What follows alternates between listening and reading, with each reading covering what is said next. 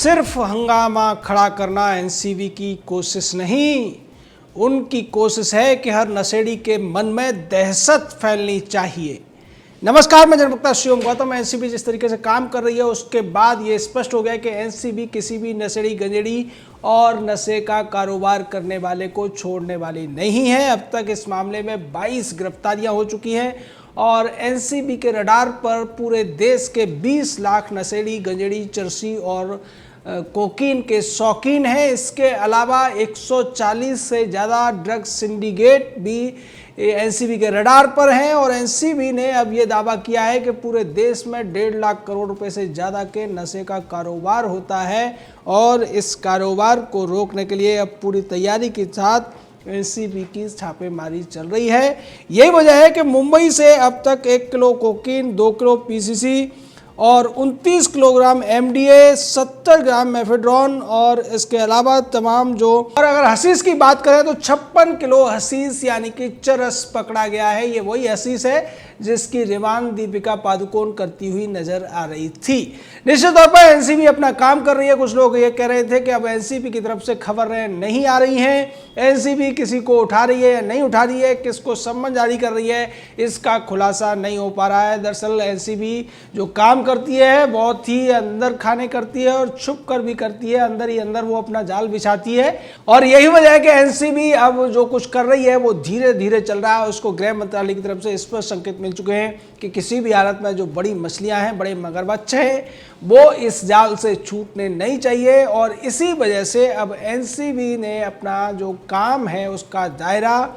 मुंबई से बढ़ाकर दिल्ली, बेंगलुरु और दूसरे ऐसे ही बड़े महानगरों में फैलाना शुरू कर दिया है और उसके तहत तमाम जो बड़े जहर के कारोबारी हैं, नशे के कारोबारी हैं या फिर बड़े स्तर पर इसके खरीदार हैं, उनको पकड़ने की तैयारी में एनसीबी लगा हुआ है। इसी कड़ी में क्षितिज प्रसाद रवि के जो बयान दिए उसने और जो सबूत दिए उसके आधार पर एक और दूसरे पैडलर को पकड़ा गया है। उसके बाद में बॉलीवुड में और ज़्यादा खलबली मच चुकी है क्योंकि जो क्षितिज प्रसाद रवि है ये दरअसल करण जौहर का खासम खास रहा है और इसका मतलब ये है कि अब जो नया पैडलर पकड़ा गया है वो भी नए नाम बताएगा। वैसे ये स्पष्ट हो चुका है कि बॉलीवुड के ज़्यादातर बड़े कलाकार नशे के बहुत ज़्यादा शौकीन हैं, कोकीन के शौकीन हैं, नशे के इतने बड़े लती हैं कि यहाँ की अभिनेत्रियाँ भी खुलेआम व्हाट्सएप चैट में हशीश और गांजे की मांग करती हैं, गांजे के तेल की मांग करती हैं क्योंकि उन्हें लगता है कि इससे उनका फिगर भी मेंटेन रहेगा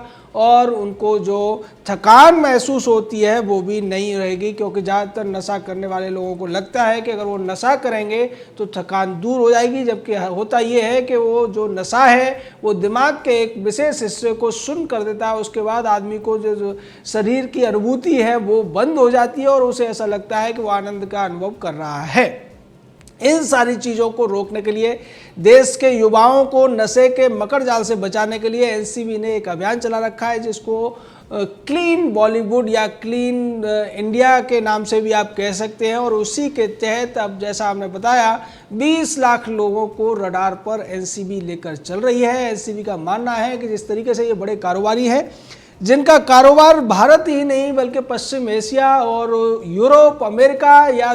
साउथ अमेरिका के तमाम देशों से जुड़ा हुआ है, तमाम जो नार्को टेररिज्म चलता है उससे भी ये लोग जुड़े हुए हैं, उनसे भी इन लोगों के माल आयात करने की खबरें मिली हैं। इसको लेकर तमाम जो खोज खबर है, तमाम जो जानकारियां हैं उसको जुटाकर एनसीबी बड़े स्तर पर अब अभियान चलाती हुई दिख रही है। इसको लेकर एनसीबी का जो कार्यक्रम चल रहा है उससे महाराष्ट्र सरकार भी दहशत में है और इसीलिए अब महाराष्ट्र सरकार के गृह मंत्री अनिल देशमुख ने एक मांग रखी है एनसीबी के सामने कि वो जो सैंडलवुड केस है जो कि बेंगलुरु का केस है जिसको लेकर विवेक ओबराय के घर पर छापेमारी हुई थी, पूछताछ हुई थी, खोजबीन हुई थी विवेक ओबराय के साले के लिए, अब एनसीबी से अनिल देशमुख ये मांग करते हुए नजर आ रहे हैं कि वो एनसीबी भी अब इस मामले की जांच करे क्योंकि इसमें कई लोगों के शामिल होने की बात है। एनसीबी को उन्होंने डिमांड की है कि वो विवेक ओबराय और संदीप सिंह का इसमें जांच करे। इसके पीछे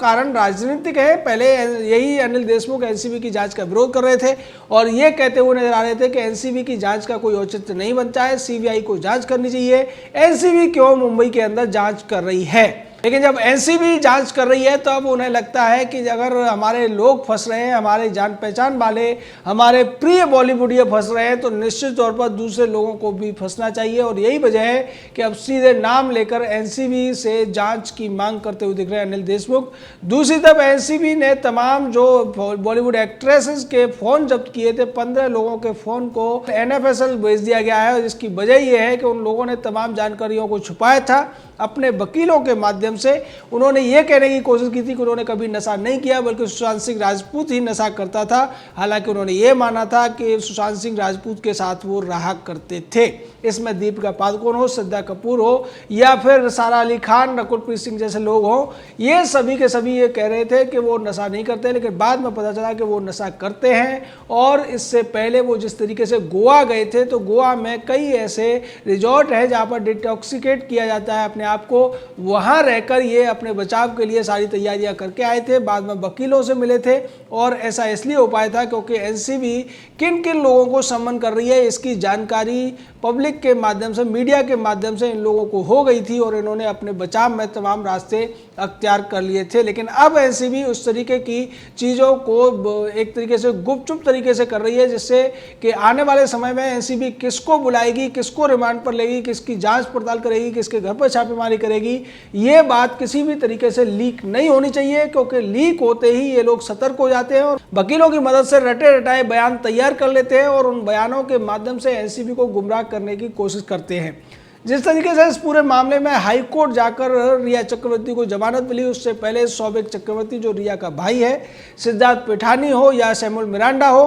दीपेश सावंत जैसे लोग एनसीबी के माध्यम से जेल में हैं। और इसके साथ साथ उन तमाम लोगों के जेल जाने का इंतजार तमाम लोग कर रहे हैं, जिसमें कई बड़े नाम हैं, कई बड़े एक्टर्स हैं जो कि तमाम हजारों करोड़ रुपए की संपत्ति इकट्ठा करने के बाद में नशे की लत में इतने ज़्यादा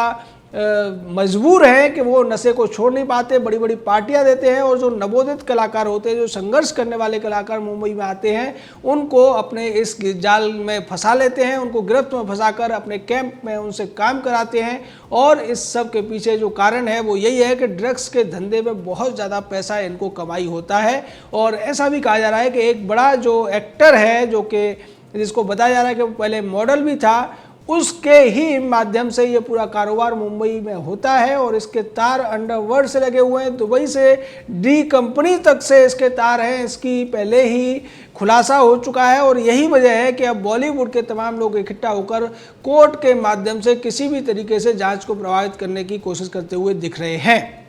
वहीं दूसरी तरफ मुंबई पुलिस जिस तरीके से एनसीबी की जांच के बाद में तमाम पेडलर्स को पकड़कर पूछताछ कर रही है, और उसके पीछे कारण एक ये भी हो सकता है कि अगर मुंबई पुलिस इस मामले में किसी भी तरीके की जांच नहीं करेगी तो उसकी आलोचना होगी। और दूसरे, अगर एनसीबी डायरेक्ट उन पेडलर्स को पकड़ लेगी तो फिर मुंबई पुलिस के साथ उनकी जो साठगांठ है, उसके साथ जो संबंध है, उनको जो चौथ देने का या हफ्ता देने का उनका पूरा का पूरा राज है, वो भी खुल जाएगा। यही वजह है कि अब एनसीबी के साथ साथ मुंबई पुलिस भी ड्रग्स को लेकर छापेमारी और जांच में लगी हुई है। लेकिन दोनों ही जांच में एक जो तथ्य मूल रूप से सामने आया वो ये है कि जितने भी पेडलर्स हैं उन सभी ने ये माना है कि उनके सबसे बड़े जो ग्राहक हैं वो बॉलीवुड के एक्टर्स, प्रोड्यूसर्स और दूसरे काम करने वाले लोग हैं, राइटर्स हों या दूसरे जो बॉलीवुड में बड़े बड़े स्तर पर काम करते हैं, मोटा पैसा कमाते हैं, वो सबसे बड़े ग्राहक हैं ड्रग्स के। चाहे वो गांजे का तेल हो, गांजा हो, चरस हो, अफीम हो या फिर कोकीन हो,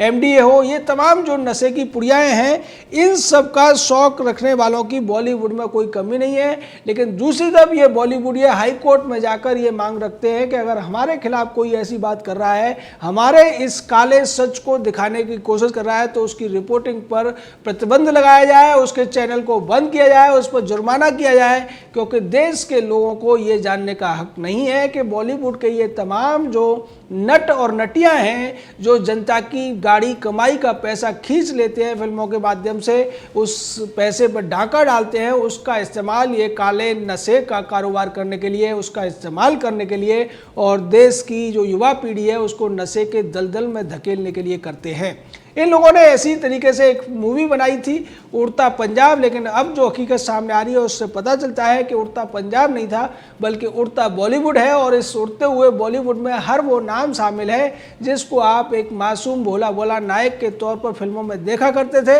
लेकिन हकीकत में वो उतना भोला वाला नहीं है, बल्कि वो बहुत बड़ा नशेड़ी है, बहुत बड़ा गंजेड़ी है, बहुत बड़ा चरसी है और बहुत बड़ा कोकीन का शौकीन है। कोकीन के शौकीन हो या चरसी हो, इन लोगों के बुरे दिन जल्द ही आने वाले हैं। 6 महीने का टारगेट मिला है एनसीबी को। एनसीबी अपनी पूरी तैयारियों के साथ इस पूरे के पूरे रैकेट को तोड़ने में लगी हुई है और यही वजह है कि अब मुंबई से बाहर जाकर दिल्ली और कलकत्ता, चेन्नई जैसे, बेंगलोर जैसे जो बड़े शहरों में भी इनके तार जुड़े हुए हैं, वहाँ से भी इनका संपर्क है, उस सबको पकड़ने की कोशिश करती हुई नजर आ रही है। पालघर में एक जो आदमी पकड़ा गया था उसने भी ये कहा था कि ये जो नशा है ये काफ़ी दूर दूर से आता है और इसको हैंडल करने का तरीका अलग है। यहाँ एक दूसरे आदमी का खुलासा नहीं किया जाता है। एम अहमद नाम के इस व्यक्ति ने यह भी बताया था कि किस तरीके से कोड वर्ड में बात होती है जिससे कि किसी को पता ना चल सके कि ये नशे का कारोबार कर रहे हैं, नशे की चीज़ें मंगा रहे हैं। और ये कितने सातिर हैं आप इससे समझ सकते हैं कि जो नमकीन वगैरह के पाउच होते हैं ब्रांडेड कंपनियों के, उनके अंदर ये किसी तरीके से पाउच भर देते हैं और उन पाउच को आराम से मार्क कर दिया जाता है कोड के माध्यम से, उसको सही जगह उस माध्यम से पहुंचाने की कोशिश करते हैं। अब इस खबर के और इस सूचना के मिलने के बाद जो एनसीबी है वो और ज़्यादा बारीकी से जांच कर रही है। अगर किसी ऐसे पेडलर के पास में कोई दूसरी वस्तु मिलती है खाने पीने की तो उसको भी बारीकी से जांच किया जाता है, क्योंकि ये बहुत शातिर लोग हैं और अपने इस काले कारोबार को चलाने के लिए नए नए तरीके खोजते रहते हैं। यही वजह है कि बॉलीवुड के तमाम लोग इसमें इन्वॉल्व होने के बावजूद आज जिस तरीके से बयानबाजी करते हुए नजर आते हैं या अपने को पाक साफ बताने की कोशिश कर रहे हैं, उनको ऐसा भ्रम है कि उन्होंने जो अपने आप को डिटॉक्सिकेट किया है या फिर अपने जो सबूत मिटाने की कोशिश की, अपने फोन से तमाम चैट्स को मिटा दिया है, उसके बाद वो पकड़े नहीं जाएंगे। लेकिन जिस तरीके से एनसीबी बारीकी से हर मुद्दे को देख रही है और उनके फोन भी उन्होंने डीएफएसएल में भेज दिए हैं, जिससे फोन में अब तक जो भी मैसेजेस आए हैं या मैसेजेस गए हैं उनको रिट्रीव किया जा सके और उनके रिट्रीव होने के बाद में निश्चित तौर पर ये लोग किसी भी तरह बचेंगे नहीं और जिनके नाम अभी तक सामने नहीं आए हैं वो नाम भी सामने आएंगे। तो बॉलीवुड का क्लीन होना लगभग तय है। जय हिंद, जय भारत।